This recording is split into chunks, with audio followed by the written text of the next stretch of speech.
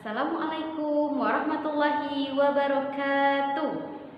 Sabahul khair. Kaifa halukum? Kaifa asbahtum?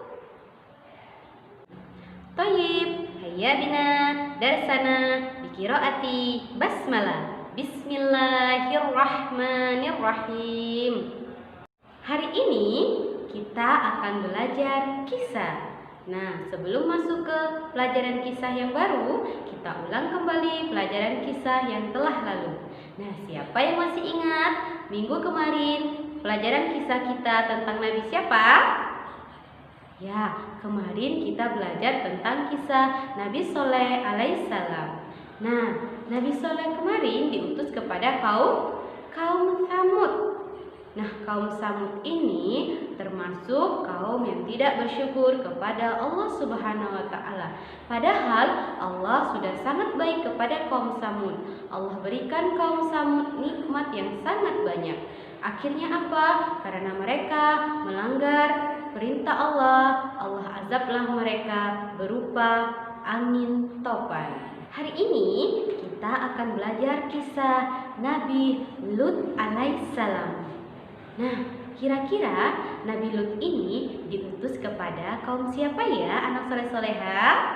Nah, supaya kita lebih paham, anak soleh-soleha tahu Nabi Lut diutus kepada kaum siapa, marilah kita lihat penjelasannya berikut ini. Kisah Nabi Lut alaihi salam dan kaum Sodom. Kisah ini disebutkan beberapa kali dalam Al-Quran, salah satunya dalam surat Hud ayat 77 hingga 83. Diceritakan bahwa Nabi Lut alaihi salam diperintahkan oleh Allah Subhanahu wa taala untuk berdakwah kepada kaum Sodom yang telah melakukan penyimpangan besar. Mereka memilih pasangan dari sesama jenisnya, bahkan dengan berani menantang Nabi Lut untuk menurunkan azab Allah Subhanahu wa taala. Nabi Lut alaihi salam tinggal di sebuah kota bernama Sodom yang terletak di negeri Al-Gaur, dekat dengan bukit Baitul Maqdis. Penduduk kota ini atau kaum Sodom banyak yang menyimpang dari ajaran Allah. Buktinya masih terjadi perampokan atau penyamunan. Selama tinggal di kota Sodom, Nabi Lut berdakwah kepada kaumnya dengan santun. Namun sikap kaumnya justru berkebalikan. Mereka mendustakan ajaran Nabi Lut dan tidak menghiraukan perkataannya. Wahai kaumku, mengapa kalian tidak bertakwa? Sesungguhnya aku adalah seorang rasul kepercayaan yang diutus kepadamu. Bertakwalah kepada Allah dan taatlah kepadaku. Shh, bicara apa sih dia? Entahlah, wahai saudaraku, aku bosan sekali mendengar Lut mengoceh tentang keimanannya itu. Mereka terus saja mengobrol seolah-olah tidak mendengar perkataan Nabi Lut.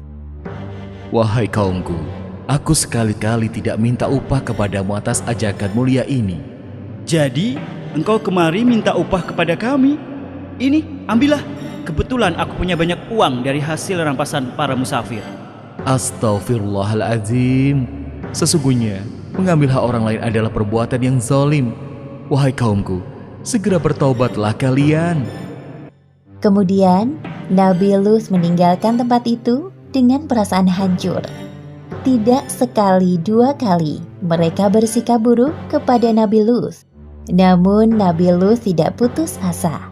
Beliau terus berdoa kepada Allah agar Allah membukakan pintu hati kaumnya yang telah menyimpang. Allah Subhanahu wa taala telah menciptakan manusia secara berpasang-pasangan. Laki-laki berpasangan dengan perempuan, begitu juga sebaliknya. Namun kondisi berbeda terjadi pada kaum Sodom.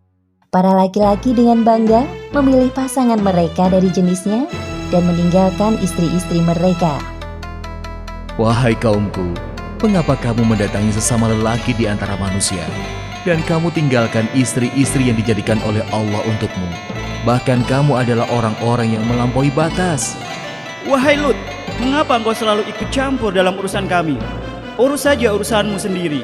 Jangan menghalang-halangi kami. Kali ini Nabi Lut sangat geram melihat kelakuan kaumnya. Namun beliau mencoba menahan amarahnya. Sesungguhnya, kamu benar-benar telah melakukan perbuatan yang amat keji, yang belum pernah dikerjakan oleh seorang pun dari umat-umat sebelum kamu. Hai Lut, sesungguhnya jika kamu tidak berhenti, benar-benar kamu termasuk orang-orang yang diusir. Sesungguhnya, aku sangat benci kepada perbuatanmu. Atas izin Allah, aku tidak akan semudah itu menyerah. Lakukan sekehendakmu seperti kami lakukan sekehendak kami. Kerusakan moral dan akhlak pada kaum Sodom ini sangat sulit diperbaiki karena mereka tidak menyertakan Allah dalam kehidupannya. Maka dengan mudah hawa nafsu mereka dikuasai oleh syaitan. Ya Allah, mengapa kaumku dengan mudah melakukan itu? Di mana akal sehat mereka? Kesedihan Nabi Lut semakin bertambah manakala menyaksikan bahwa istrinya telah melupakan Allah Subhanahu wa Ta'ala. Seperti yang disebutkan dalam Al-Quran, Surat At-Tahrim ayat 10. Allah membuat istri Nabi Nuh dan Nabi Lut perumpamaan bagi orang-orang kafir. Keduanya berada di bawah pengawasan dua orang hamba yang soleh di antara hamba-hamba kami. Lalu kedua istri itu berkhianat kepada suaminya. Hanya sedikit dari kaum Nabi Lut yang mau mengikuti ajarannya. Di sisi lain, penyimpangan seksual semakin terang-terangan dilakukan.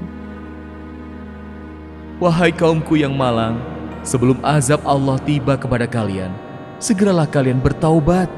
Sesungguhnya Allah Subhanahu wa Ta'ala itu Maha Pengampun lagi Maha Omong kosong semua itu, wahai Lut.